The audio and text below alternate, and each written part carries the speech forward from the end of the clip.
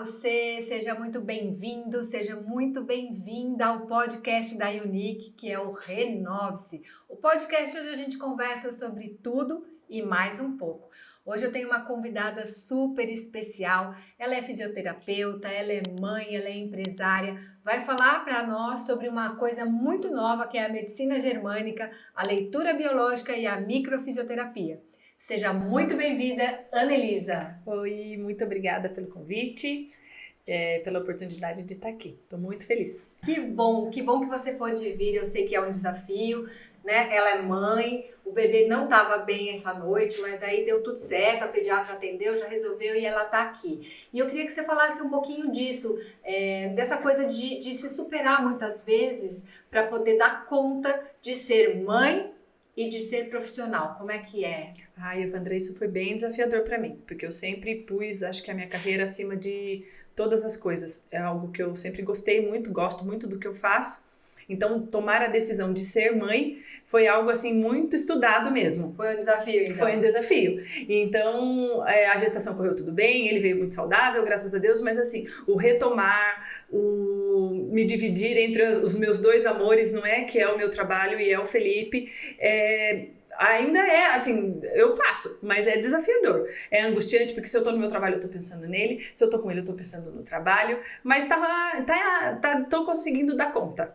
E dentro dessa coisa da leitura biológica, explica um pouquinho para nós isso, né? Porque a gente sabe que muitas vezes um membro doente na família vai interferir em todo o ciclo das outras pessoas que estão ali convivendo. Então, conta um pouquinho como é que é a leitura biológica, como é que é a microfisioterapia. Eu sei que você também é constelador, então como isso tudo lá para quem está lá em casa, explica mais ou menos como é que é. Assim, talvez sendo mãe e hoje tendo esse conhecimento, fica mais pesado para mim, porque é isso, eu sei quais são os impactos de uma separação precoce da mãe, não é? Na cabeça de um bebê, porque o bebê, né, somos, na leitura biológica, o grande olhar é que somos animais, com a diferença de que a gente fala e pensa, mas somos animais e estamos aqui nesta natureza para sobreviver o maior tempo possível.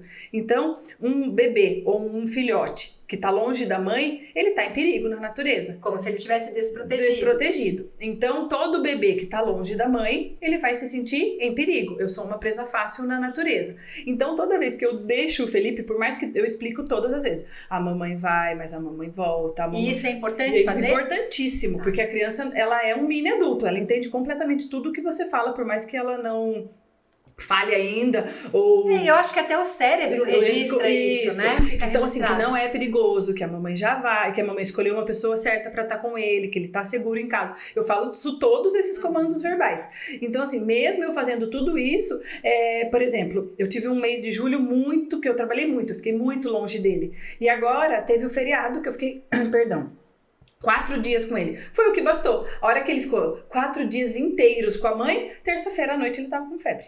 Entendi. Entende? Então, no meu registro é isso. Claro que ele teve contato com vírus, toda essa coisa da medicina tradicional. Mas no meu registro é tipo assim, o perigo passou. Eu tive, 4 dias seguidos com a minha mãe. Eu nem sei há quanto tempo que ele não ficava assim comigo.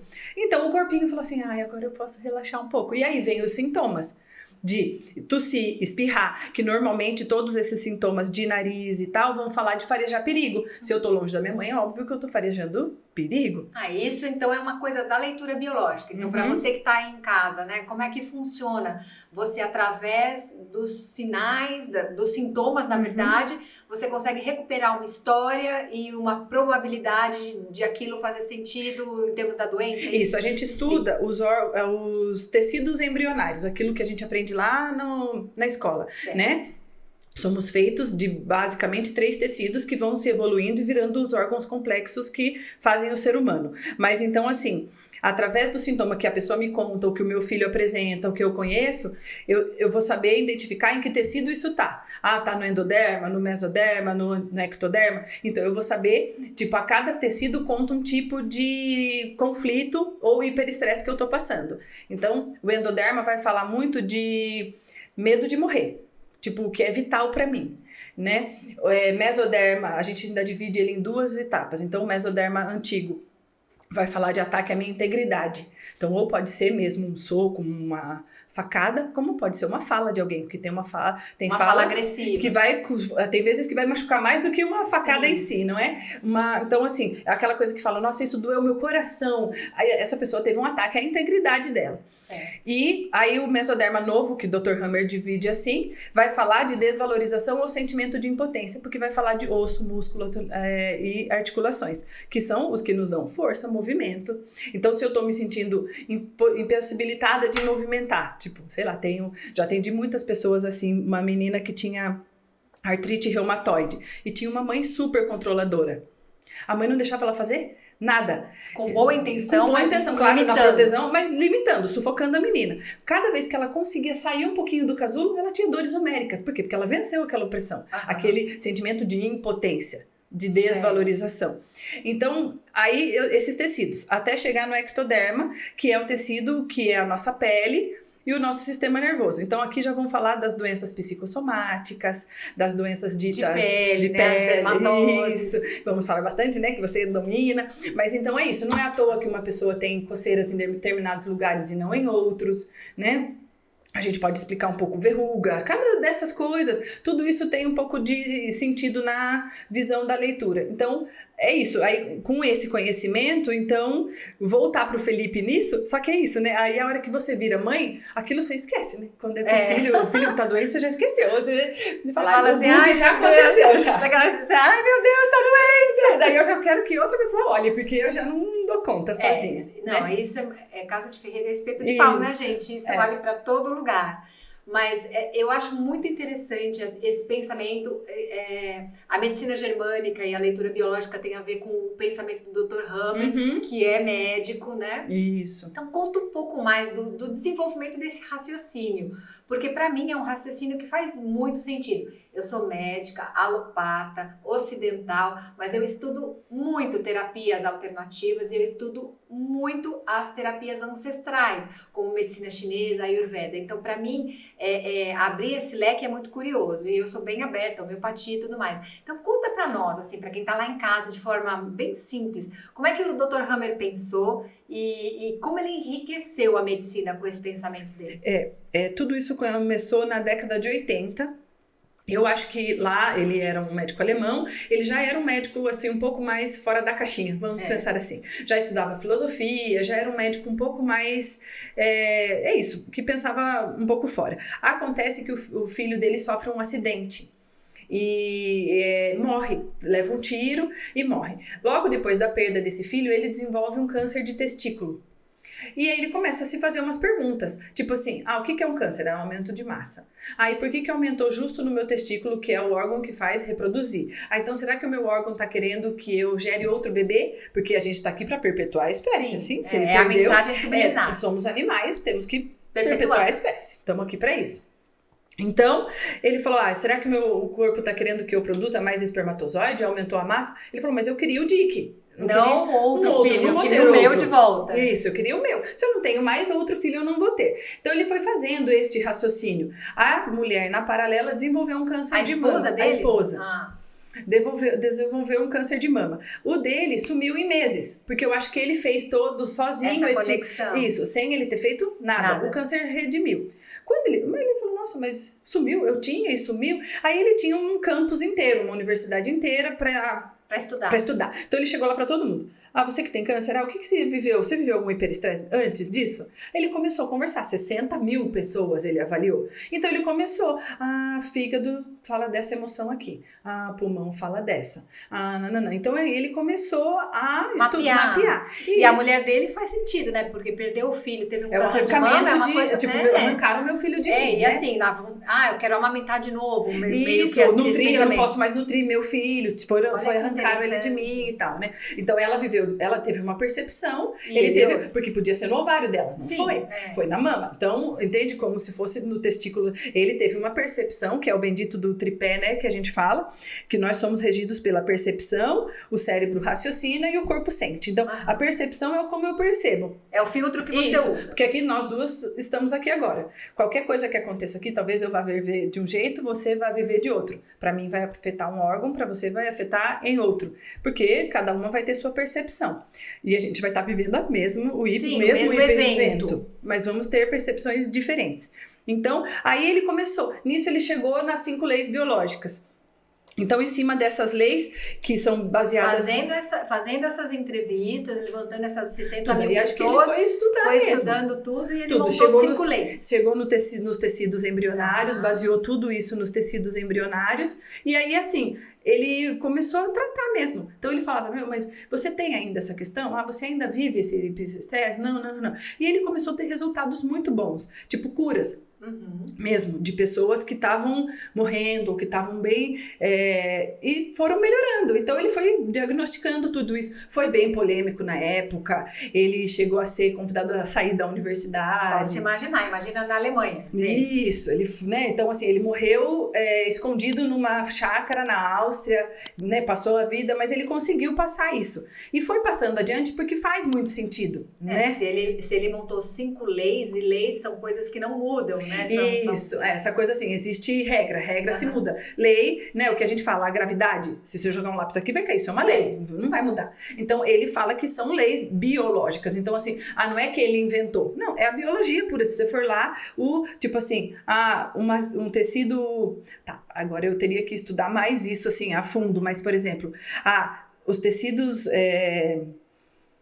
do trato que a gente chama o endodermo, o trato gastrointestinal, eles produzem, né, na inflamação, eles produzem necrose. Na reparação, eles vão morrer, que daí é proliferação celular. Então um faz proliferação celular, o outro é necrose. Então a gente vai sempre chamar, tá em fase ativa ou tá em fase de resolução. Resolução produz proliferação celular, sim. Resolução, fase necrótica do tecido. Então, assim, a hora que esse tecido chega para mim, é uma gastrite que está em proliferação celular ou está em necrose. Aí a gente vai saber o que essa pessoa já está em fase ativa ou não. Ela já passou pelo hiperestresse e agora é só resolução. Então, aí ia estudar mesmo, aí ia ter que pegar laudos, mas ele foi fazendo esse monte de correlações. E aí desenvolveu essas leis. Isso. Então, assim, faz muito sentido, né? Por isso que eu também gostei. E conversa muito com a leitura, com a microfisioterapia. Que já é um outro método. Outro método, que é uma terapia manual daí. Porque a leitura é algo que eu posso... Que é francesa. É francesa. Os 2 criadores são franceses. Vivos ainda, porque o Dr. Hammer morreu há 3 anos, né? E os 2 criadores da técnica da micro ainda são vivos. Mas é isso, eu fui estudar a leitura porque conversava muito com a micro, que também trabalha em cima dos 3 tecidos embrionários.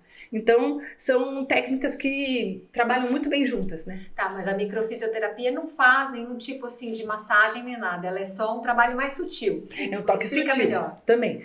Eu gosto sempre de explicar assim. Se você vai num osteopata ou num quiroprata, ele vai descobrir lá se você tá com alguma vértebra rodada, né? Na manipulação dele. E vai dar o trust, que a gente chama, que é o estralo para pôr no lugar. Na microfisioterapia, eu vou fazer talvez uma mesma avaliação, uma mesma palpação, e minha mão vai travar em determinados lugares, que pra gente são lugares ou cicatrizes, células que não estão trabalhando na capacidade vital delas. Então, estão rodadas, estão, né, como se fosse abaixo do que elas poderiam ter de resultado. Isso. Entendi. Então, tem um marcador ali, é como se você estivesse procurando um sinal de alguma placa de trânsito, vamos colocar assim, que está impedindo aquele fluxo ali. Isso, tá fazendo de energia vital da pessoa. Isso. Então, congestionamento. Isso. Então, em vez de dar um trust, que é algo né, na osteopatia ou na quiro, que é aquilo bem agressivo, eles mapearam, eles viram muitas coisas e mapearam um monte. Então, eu chego numa coisa que é a cicatriz e o que é a correção. Então, eu vou pôr a mão em 2 lugares ao mesmo tempo no corpo da pessoa e vou dando esses estímulos para que aquela cicatriz que tem, porque as nossas células, elas nascem e morrem, não é? Não vai voltar mais. Então, imagine, por isso que numa única sessão, se a pessoa tiver algo assim que a gente consiga chegar realmente no que aconteceu e na cicatriz, se a pessoa lembrar, porque aí você, dependendo do lugar, dá para determinar uma época, vamos dizer assim. Isso, se o corpo lembrar daquilo, se o corpo tiver a memória mesmo, você consegue chegar. Se foi com 15 anos, se foi na idade que aconteceu, você chega em datas. Que isso é o que as pessoas ficam achando meio de... esotérico, né? Isso, de, sei lá, espírita ou misticismo. E não tem nada, é palpação mesmo, é o tecido que tá... dando aquela informação. Isso, porque assim, se você que tá em casa lembrar, nós, de acordo com a medicina Ayurveda, por exemplo, nós temos vários corpos, nós temos esse corpo material, a gente tem um corpo energético, a gente tem um corpo astral, e isso já foi mensurado, né? A gente tem algumas pesquisas nesse sentido, inclusive alguns pesquisadores russos, eles já mediram o som do DNA, que nosso DNA ele se comunica, que mais de 90% do nosso DNA tem informações ancestrais para que a gente possa justamente sobreviver, que os dentes eles marcam os nossos traumas e coisas que a gente vivenciou durante o crescimento dentário. Então, assim, tudo isso dentro da ciência existe e se correlaciona. Então não é nada esotérico, pelo contrário, é uma medicina muito eficiente e de baixo custo, porque não está com medicamento nem nada dessas coisas. E é isso, né? A pessoa sai dali, vida normal, não tem uma... Claro que a gente pode... tem pessoas que vão ter algumas reações, porque né, tem pessoas que vão digerir essas informações muito tranquilamente. Tem pessoas que a informação vai ser mais difícil, né? O comando verbal que você disse, ela rever de novo uma situação que aconteceu com ela, que tenha sido traumatizante. Então, aquilo não vai ser tão simples o amanhecer dessa pessoa, né? Vai sentir esses sintomas que a gente chama de resolução. Então, assim, canseira, né? Pode ser que venha uma febre, fica um resfriado. Sintomas de resolução que a gente chama. Entendi. E eu vejo assim, quando nós pensamos, eu penso muito no conceito de saúde como uma coisa que envolve o corpo físico, que é esse que a gente cuida, alimenta, lava e etc. Mas tem também o corpo energético, o corpo emocional, tem como a gente se relaciona no mundo e com as outras pessoas, tem a coisa do despertar da consciência, de como você trabalha tudo isso, né? Emoções e tudo mais. Então, quando você me fala dessas... medicinas, conversa bastante comigo e com aquilo que eu levo também para dentro do consultório. E como é você sendo fisioterapeuta, eu sei que você trabalha com fisioterapia dermatofuncional, que é, para quem não sabe, é aquela que cuida do pós-operatório da cirurgia plástica, foi até assim que a gente se conheceu. Como é que você leva esse outro trabalho para dentro do consultório? Como é que acontece esse trabalho sutil? Porque eu sei que você também é reikiana e que muitas vezes você está fazendo uma drenagem de pós-operatório e você alivia a pessoa. Como é que é isso? Conta para mim. Eu falo que foi todo, você falou, né, no começo da nossa conversa antes aqui, dessa coisa de transição de carreira. Não acho que estou fazendo uma transição de carreira, mas eu falo que eu fui parando de olhar um pouco as pessoas por fora, para olhar elas um pouco para dentro. Então, lógico que eu ainda trato elas por fora e tô lá e amo isso, mas chegou numa época que eu tava querendo mais. Então, como já tinha conhecido a micro como paciente, eu fui estudar.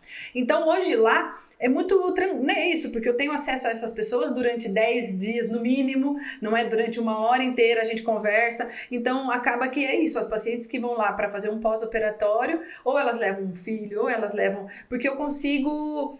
É isso, porque agora eu já não separo mais, né? A Annelisa já é toda... Já virou uma técnica Annelisa de ser. Né? Não consigo. Então eu já começo a tratar a pessoa, eu já dou uns comandos, né? Eu falo, mas se você quiser vir, a gente faz isso aqui, faz aquilo lá. Então, assim...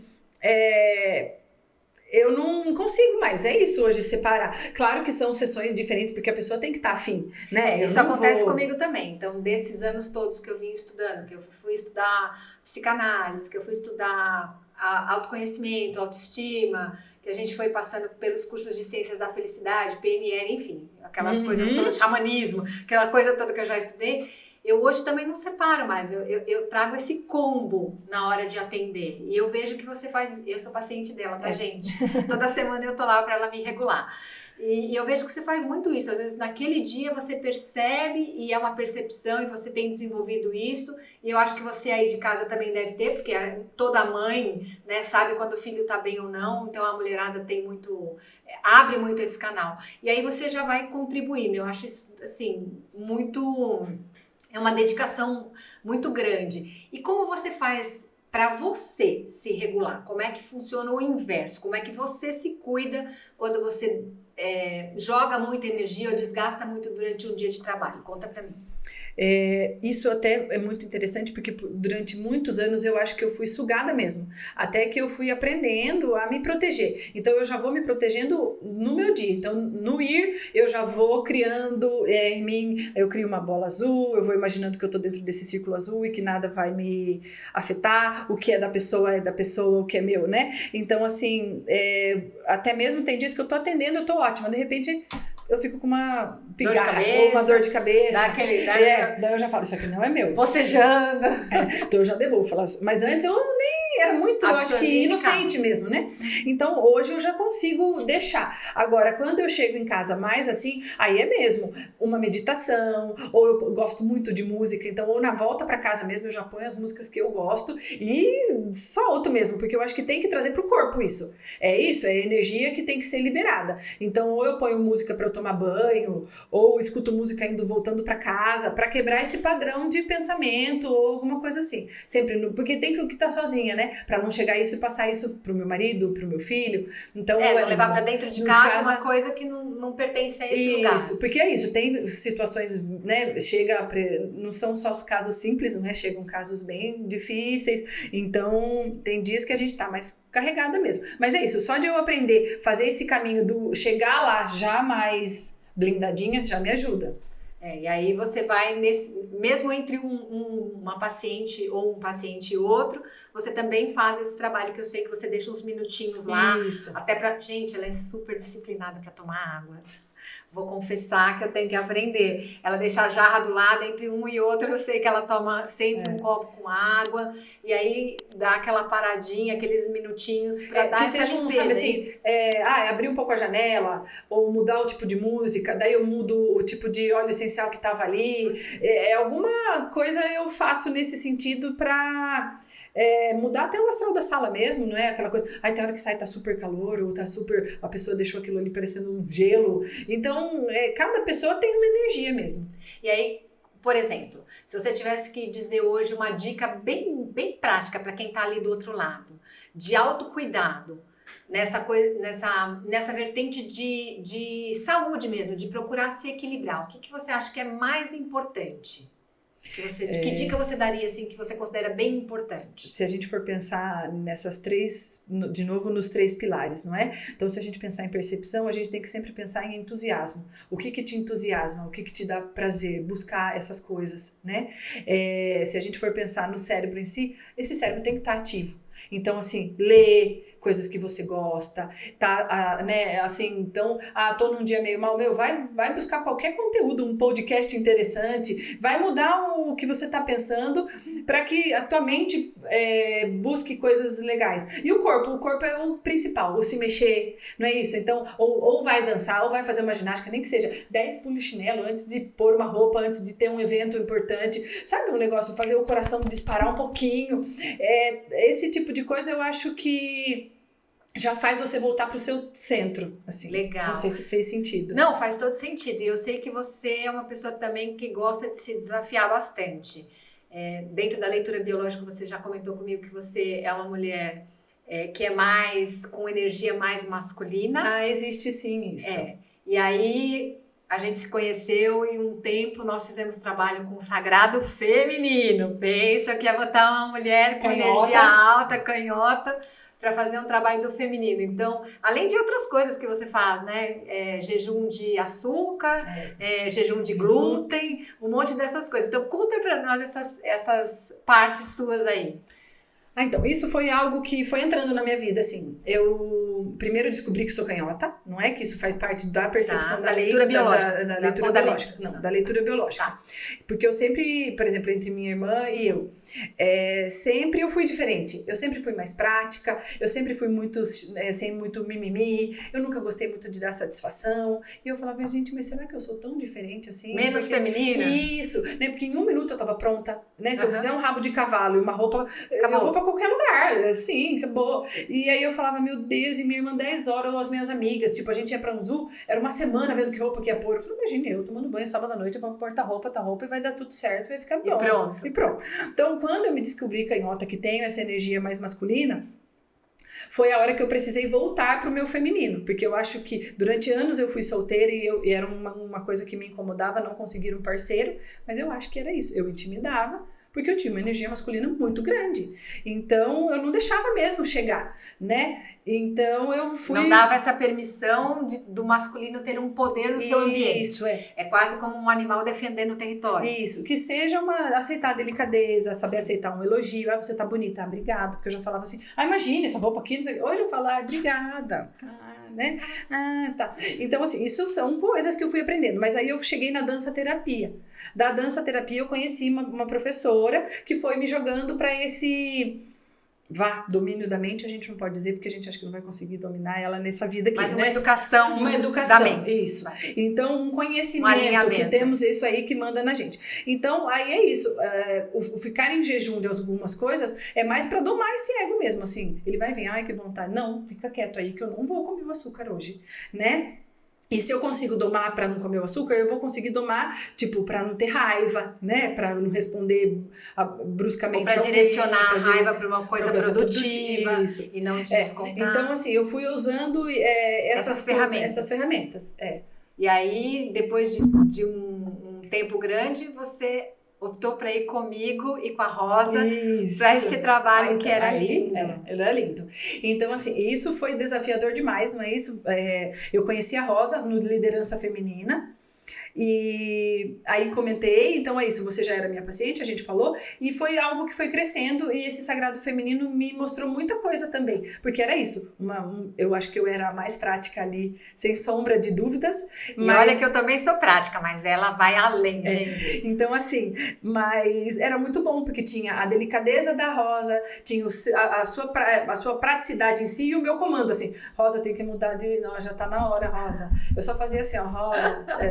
Gente, a Rosa virá aqui algum dia. A Rosa é psicóloga, trabalha com uma linha muito amorosa. E aí, quando a gente se encontrou, nós três, foi como se o quebra-cabeça se completasse. Então, tem a suavidade da Rosa, tem a praticidade da Annelisa e meio que um contraponto aqui, que não sei se dá para chamar muito contraponto, mas bora lá. Eu era um termômetro de meio termo mediador ali. Lá. Então, e foi muito bonito. É isso, ter acesso a toda aquela... E assim, o trabalho que nós fizemos mesmo, né? Com mulheres muito potentes e a gente conseguiu resultados lindos. Então, e é isso, me abriu uma porta pro feminino mesmo. Pra hoje me achar capacitada de montar uma roda de mulheres, não é? E conseguir fazer com elas, claro que da minha forma, porque eu acho que eu não vou ter nunca aquela, né, coisa da dança, da leveza. Então, eu queria que você contasse para nós, assim, teve esse contraponto, nós três, vários temperamentos diferentes, mas conta para nós e para quem tá lá em casa, como é que a gente sabe se a gente é uma mulher canhota, que tem uma energia masculina alta, ou se a gente é uma mulher de energia feminina maior, que seria uma mulher destra. Como é que é o teste? Então, isso também vem da leitura biológica, isso também foi uma coisa que o Dr. Hammer foi descobrindo. E não é só nos seres humanos, são todos os animais. Então, tem coelho, tem cachorro, que é destro ou canhoto.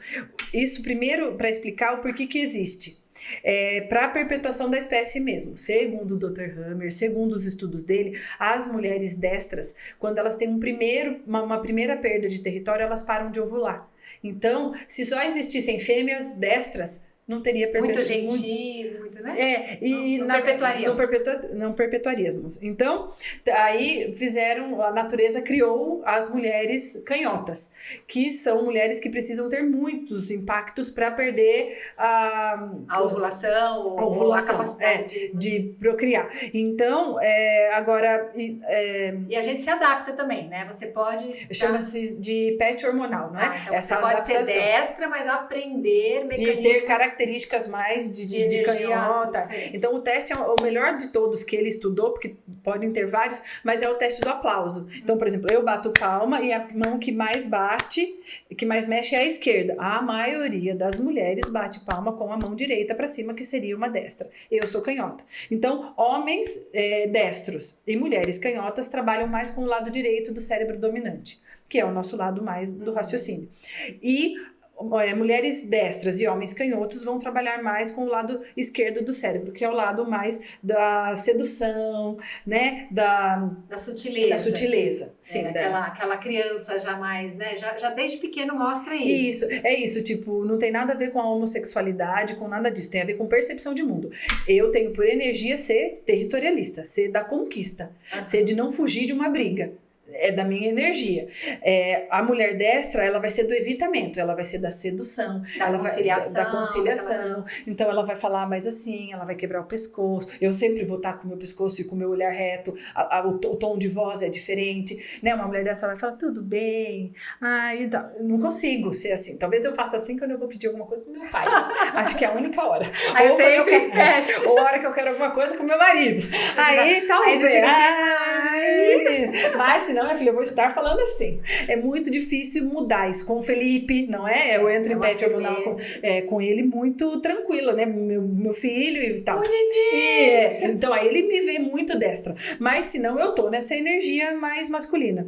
Então, a grande diferença é essa. Uma é da conquista, o outro é da sedução. Só que na percepção de mundo é isso. Um impacto numa canhota em algo territorial meu vai me impactar muito, porque eu sou muito territorialista, eu não vou largar o que é meu, né? Assim, tão fácil. A destra, ela já fala assim, tá bom, eu pego outro, pode dizer, não vou arrumar uma briga com você por causa disso, tá bom, tá tudo bem, né? Então, isso vai muito, ou por exemplo, um casal, é para dar muito certo uma mulher destra com um homem destro, porque o homem vai ser um pouco mais mandão, a mulher vai topar mais ceder, vamos dizer assim, né? Se tiver um homem destro e uma mulher canhota, são duas energias de conquista. Então, em algum momento lá em casa, por exemplo, Murilo alguma hora algum tem que ceder. Né? Sim, senão vai ficar um embate de dois bicudos que não se beijam. Dois lobos alfas, não é? Sim. Não vai dar muito certo. Então, claro que para convivência, e acho que todo esse contato que eu tive com o sagrado feminino, com essa feminilidade, me ajudou a manter um relacionamento mais saudável, conseguir, né, ter mesmo um convívio com o masculino de uma forma mais equilibrada.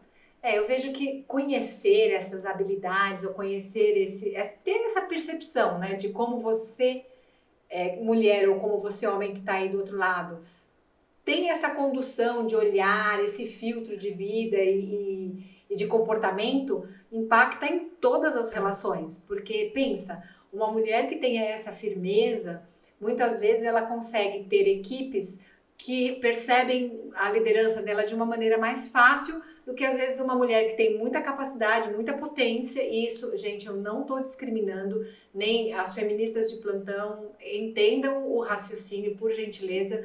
Mas é isso, às vezes você tem uma capacidade muito grande, mas não consegue exercer a liderança porque você não está trabalhando a sua energia de uma forma mais produtiva para você. Então, quando você se conhece, dá para transitar, igual você falou, né, de uma forma mais fluida entre um ambiente e outro, né? Eu vejo que é importante conhecer. Eu falo isso muito para as pacientes lá e para as mães que chegam com crianças.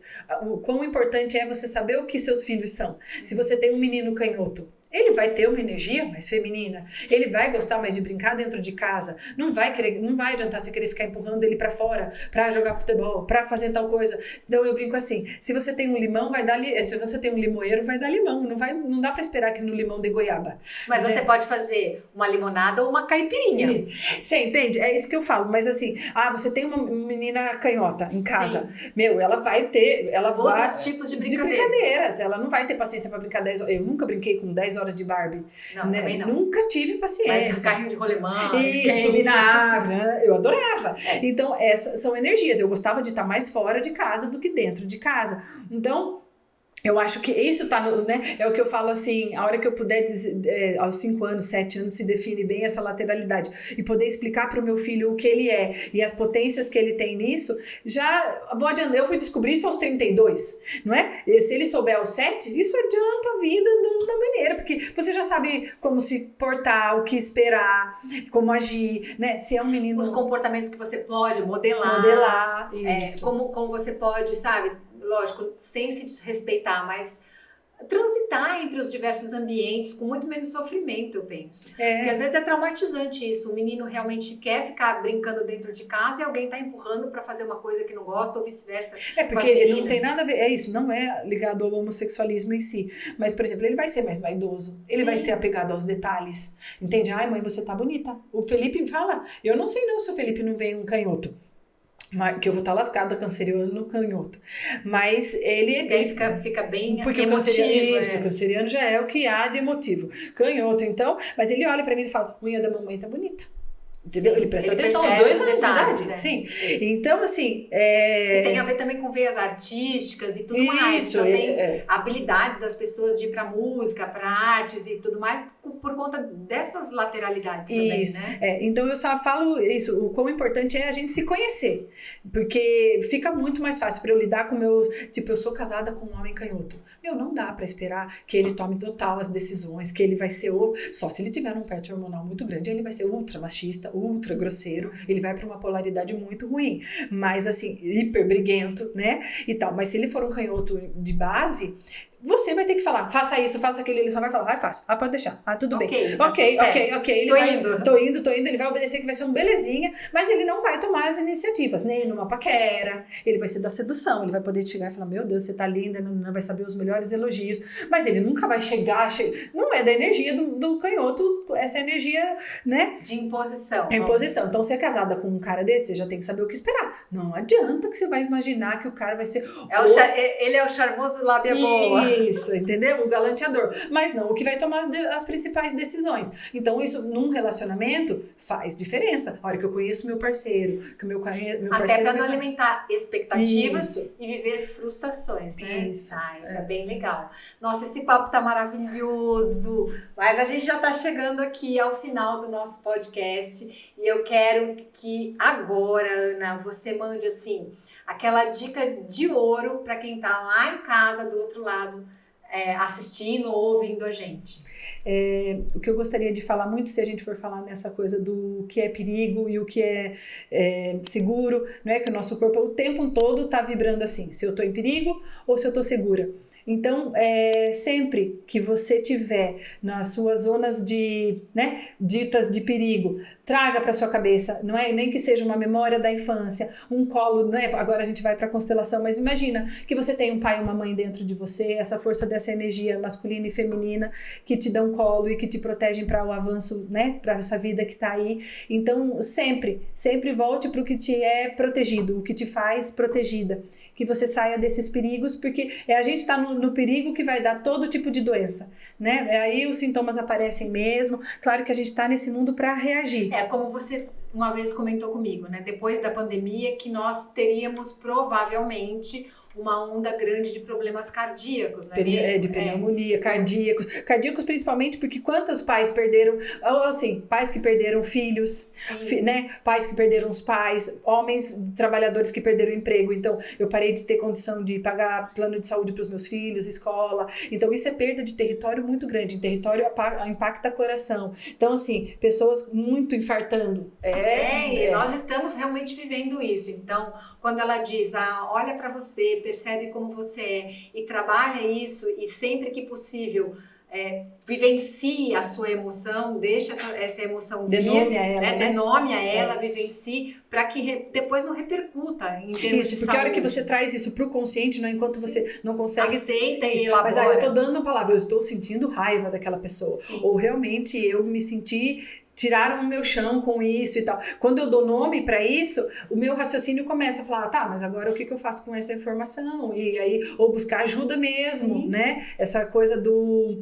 conversar e buscar ajuda é muito importante. E eu vejo que é isso, gente. Eu tive muita dificuldade de entender o que é reconhecer a criança interior e acolher a criança interior. Depois de muito olhar para as diversas possibilidades, terapias e correntes de pensamento, essa é a conclusão que eu chego, que a Ana falou.